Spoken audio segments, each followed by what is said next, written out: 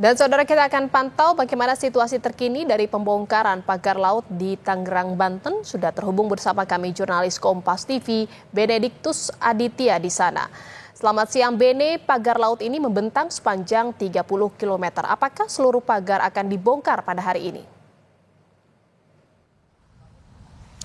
Ya, selamat siang Jihan dan juga saudara. Terkait dengan pembongkaran pagar laut, memang tadi sejak pukul setidaknya 8.30 waktu Indonesia Barat hingga pukul 10.30 waktu Indonesia Barat, ini telah dilaksanakan kegiatan pembongkaran pagar laut sepanjang 2 km dari total pagar laut yang kita ketahui ini 30 km yang membentang di area utara pesisir laut Kabupaten Tangerang, tepatnya di titik paling timur di mana saya berada kali ini, yaitu di Tanjung Pasir, Kecamatan Teluk Naga, Kabupaten Tangerang, hingga ke titik paling barat yaitu Kecamatan Kronjo, Kabupaten Tangerang. Setidaknya ada 6 kecamatan yang terdampak akibat adanya keberadaan pagar laut di Kabupaten Tangerang. Nah, memang untuk kegiatan hari ini Jihan, pembongkaran pagar laut ini baru dilakukan sepanjang 2 km, mengingat memang ini panjang dari pagar laut sendiri membentang jauh sepanjang 30 km. Dan tadi kalau saya coba bertanya kepada Danlantamal 3 Jakarta, Brigjen Marinir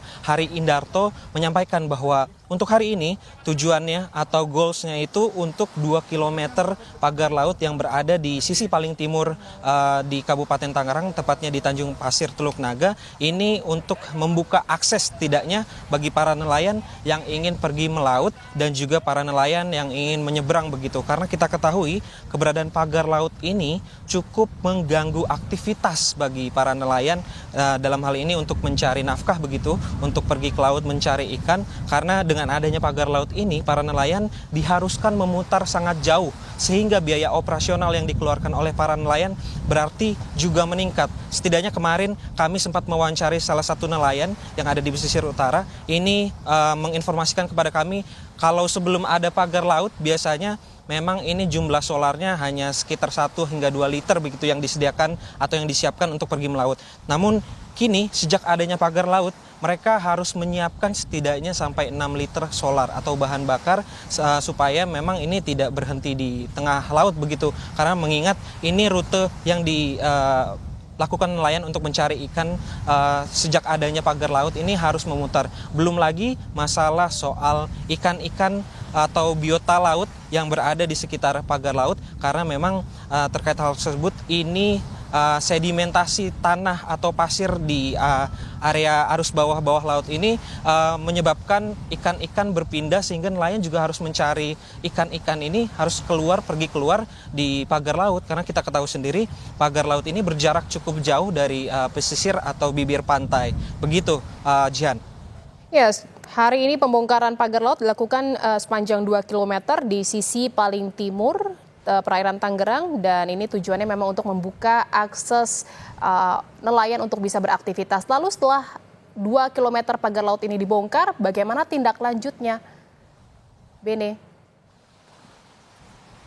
Ya, Jihan, memang terkait dengan tindak lanjut sisa dari pagar laut yang kita ketahui masih ada 28 km lagi sisa dari pagar laut ini yang membentang ke arah barat pantai Kabupaten Tangerang. Dan terkait hal tersebut tadi Brigjen Marinir TNI Hari Indarto menyampaikan kepada kami bahwa setelah adanya pembongkaran pagar laut hari ini untuk akses nelayan di titik paling timur, nantinya beliau akan berkoordinasi dengan pihak-pihak terkait, salah satunya juga dengan Kementerian Kelautan dan Perikanan, apakah nantinya ini akan dilaksanakan gabungan untuk pembongkaran pagar laut sisanya begitu, yang kita ketahui ini panjangnya 28 km. Namun yang menjadi catatan penting, Jihan, ini adalah perintah dari Presiden Prabowo, Presiden Republik Indonesia, menegaskan bahwa pagar laut ini berdampak negatif bagi para nelayan, sehingga harus dilakukan tindakan tegas